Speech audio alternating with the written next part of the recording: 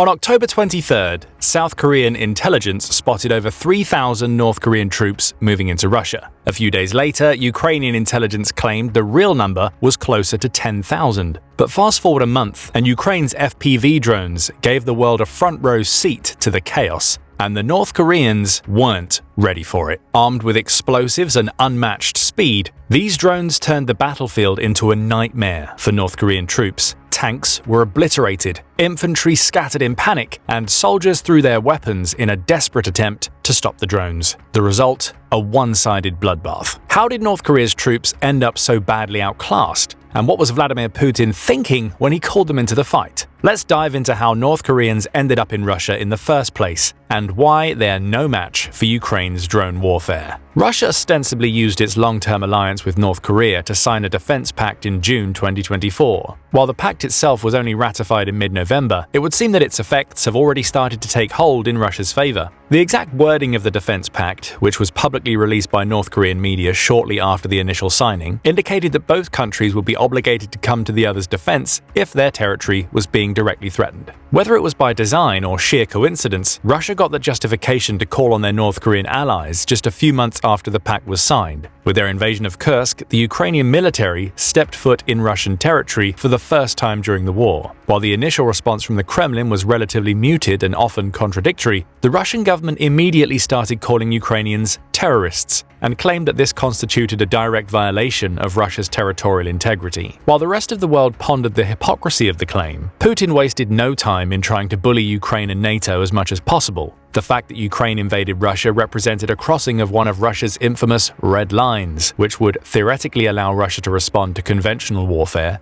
with nuclear weapons if they considered it justification. Of course, August saw no nuclear response, but plenty of threats to do so if Ukraine didn't retreat. When Ukraine continued its slow but sure advance deeper into Kursk, NATO realized that Putin's threats about that particular red line were nothing but hot air. In turn, the alliance redoubled its efforts to provide more effective military equipment to Ukraine. A month after the Kursk invasion, Russia started its counteroffensive. But considering that the bulk of Russia's efforts were focused on the long-term front line in Donbass, they would have to divest some of their troops from the front and use them in Kursk. On paper, Russia still maintained a healthy numerical advantage over Ukraine and could, in theory, fight on both fronts at once. Realistically, the front in Donbass had practically stalled by August, with Russia being hard-pressed to send more forces to make any progress. This resulted in the counteroffensive in Kursk needing different resources, something that wouldn't cost Russia as much as sending experienced contract soldiers to the region. One of the first options, conscripts, was unlikely. This was because conscripts were partially responsible for the Kursk invasion getting as far as it did. With a lack of general training, equipment, and precise orders, the Russian conscripts that were stationed in Kursk when the invasion started simply retreated or surrendered before the oncoming Ukrainians. The Ukrainian prisons responsible for processing captured Russian soldiers stated that a vast majority of conscripts reported that they had received only a few weeks of training and basic equipment.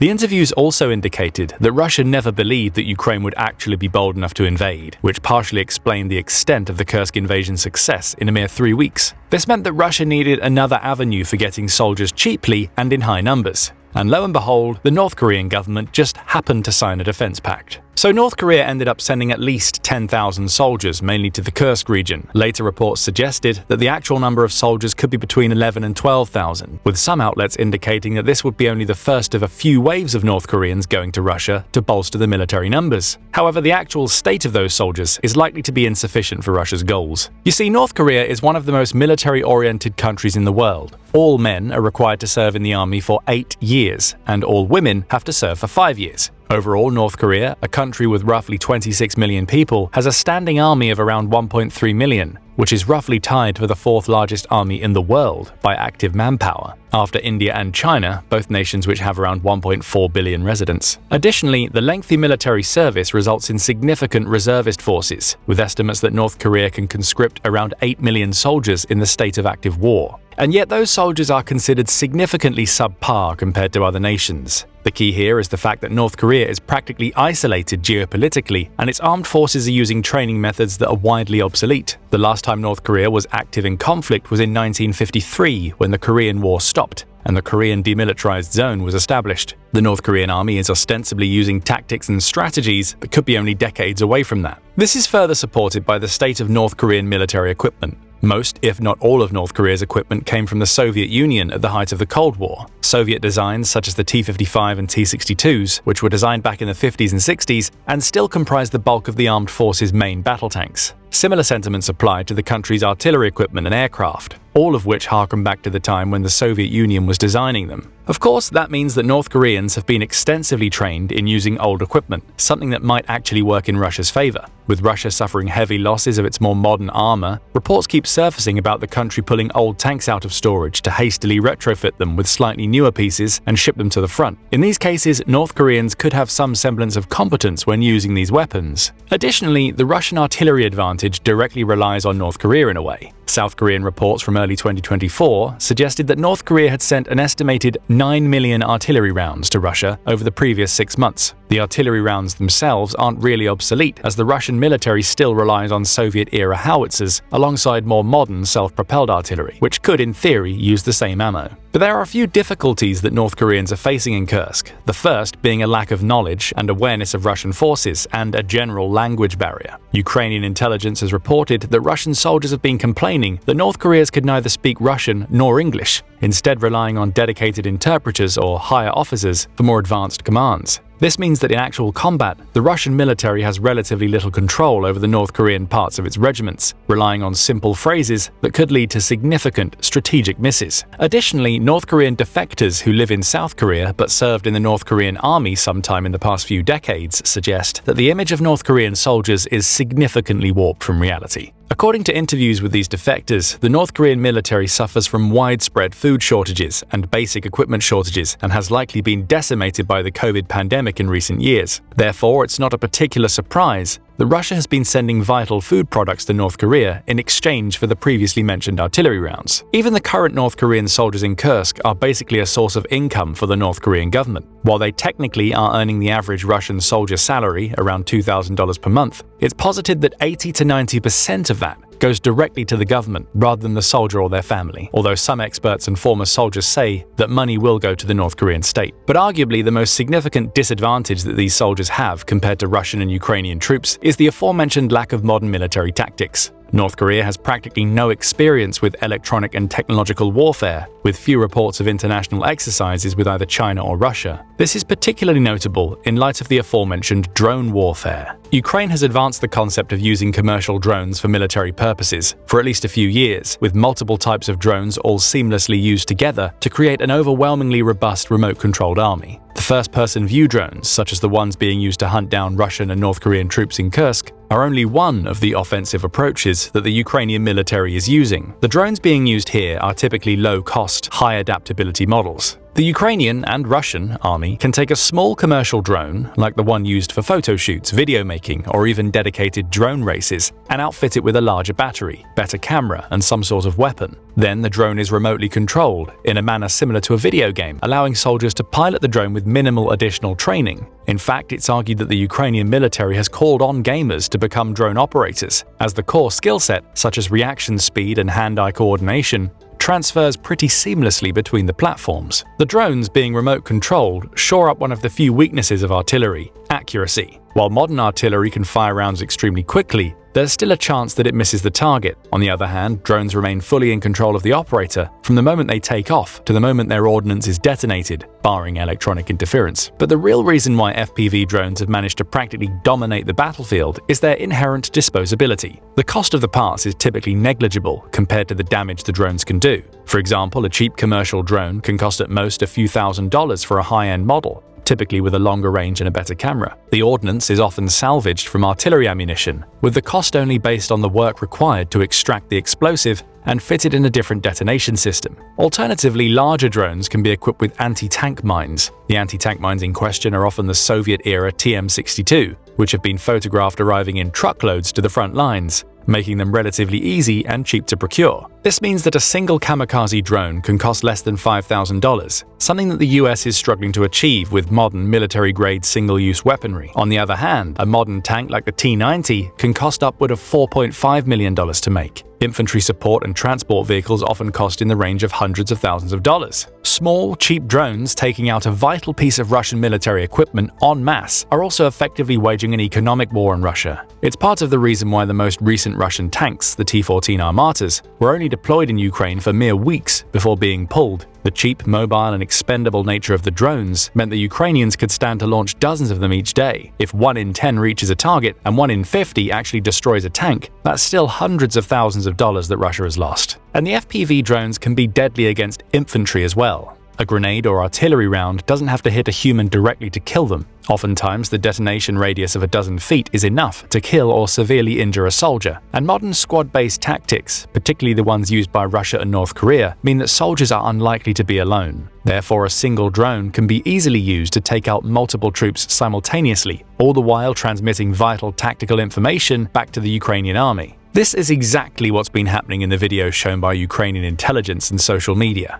But the FPV drones are only part of the equation. Ukraine also uses various drones for surveillance and range extension. These larger drones are often custom-made, based on larger agricultural and transport drones that are widely available on the market, particularly from China. With the ability to hover hundreds of meters above ground, the drones provide a real-time bird's-eye view of the surroundings. Meanwhile, the FPV drones are deployed to hunt down the targets in sight. By combining long-range and short-range surveillance capabilities of the drones, the Ukrainian army can create significant pressure on the ground without risking any of its forces. Granted, Russia has also co-opted similar technology, and the drone war has effectively made operators much more lucrative and vital for military operations than practically any other type of soldier. In some cases, the effectiveness of a drone operator squad is so great that the militaries create dedicated hunting missions to eliminate them. One such mission was aimed at taking out the famous Moisey or Moses, a Russian drone operating squad commander who was responsible for Ukraine losing over 400 soldiers and 50 vehicles.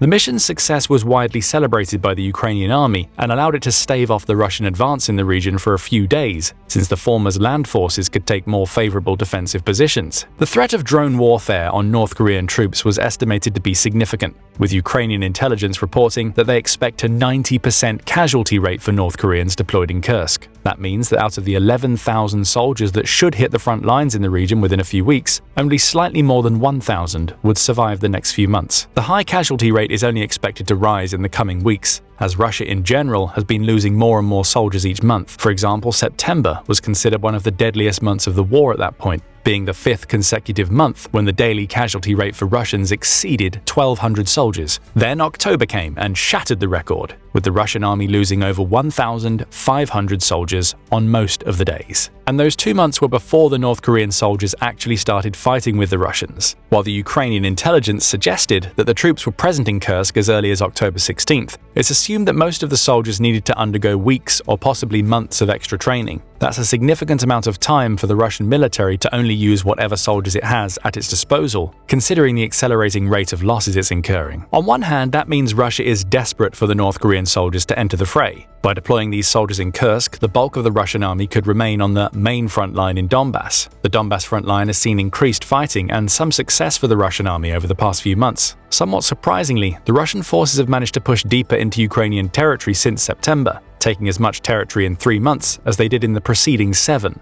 The increased tempo of the Donbass front line mainly stems from Russia redoubling its efforts to use long-range missiles and drones in Ukrainian cities or on supply lines, putting more pressure on the frontline forces. The presence of North Korean troops in Kursk should, on paper, give Ukraine a slightly harder time. The occupied territory in Kursk is a vital bargaining chip that Ukraine relies on. Not only has it allowed NATO to renew military aid packages and start donating more advanced weaponry, but Ukraine could use the territory as leverage in peace deals. This last part is vital, as previous peace proposals have been heavily in Russia's favor. For example, China proposed that Russia keep whatever territory it's occupied, which at that point was roughly 18% of Ukraine's land. But with Ukraine holding some of Russia's territory, it signifies that its army could, in theory, create more pressure for a large-scale operation of surrounding regions. It would be a clear signal that Putin's army is nowhere near as powerful as it seems, which could end up prolonging the war to the point that NATO might decide to bring increasingly potent equipment for Ukraine to use. Additionally, both sides in the war are somewhat somewhat on a deadline. The 2024 US presidential elections were won by former President Donald Trump, who had previously expressed a positive disposition toward Russia and North Korea,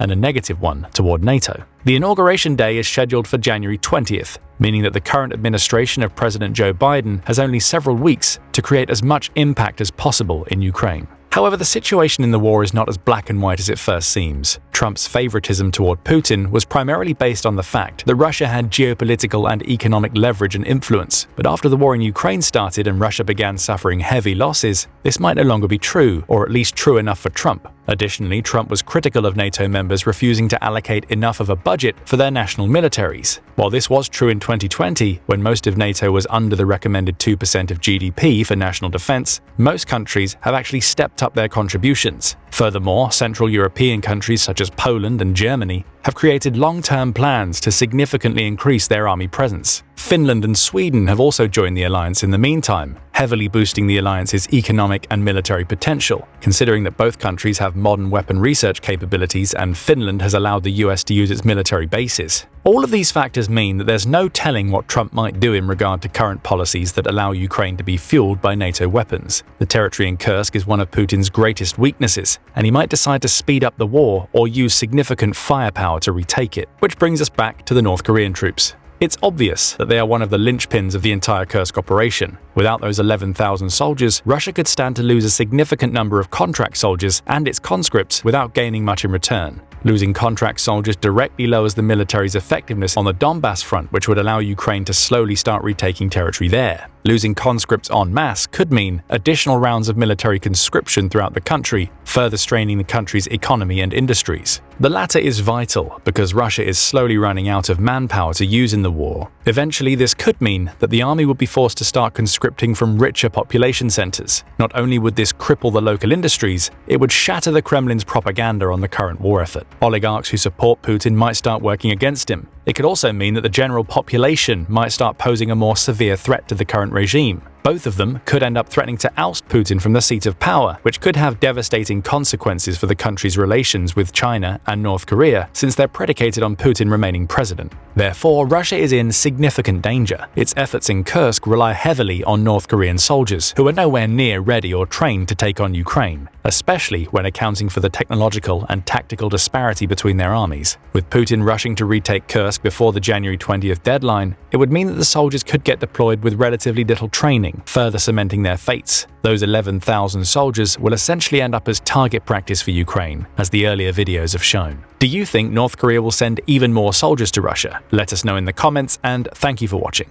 Now go and check out North Koreans Had Enough. They Want to Go Home. Or click this other video instead.